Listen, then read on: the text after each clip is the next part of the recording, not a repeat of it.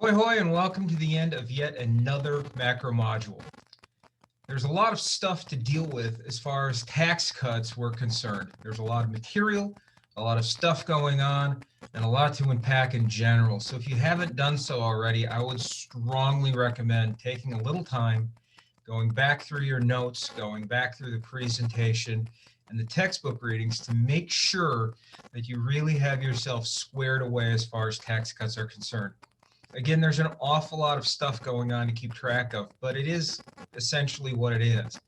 But do make sure that you're taking enough time to get all of this material down. Beyond that, the most important thing that we need to take away from our study of tax rates and tax cuts is the fact that in our theory, tax cuts do not generate favorable wealth effects for households. The reason for that follows from the fact, and again, I know I'm sounding like a broken record, it's because the private sector pays the public sector's bills.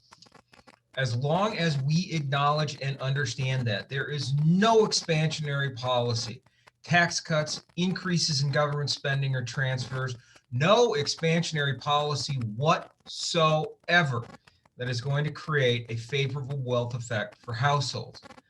This is important not only for us to understand these things theoretically and empirically, but it's also important for us to understand this as good citizens and as informed voters. It's usually the case that tax cuts and tax policy is a significant talking point in every election cycle. It certainly was this time around, and make no mistake, at some point in the future, you're going to be exposed to a pretty serious debate at either the national or state level about tax policy. It's important for us to understand and to be able to pick through what politicians are saying about that. In particular, if you ever hear pro-tax cut politicians defending his or her position, they're likely saying something like this. If we cut taxes, that'll put more money in people's bank accounts, and they'll subsequently go out and spend more and thus create more economic activity. If you read between the lines of statements like that, what you see politicians are talking about is wealth effects. They are arguing that a tax cut increases household wealth. And as we've seen, that's just not the case. So it's helpful to us and important for us to understand this tax rate stuff, because it will allow us to call BS if we ever find ourselves in a position where we need to. So that's about that.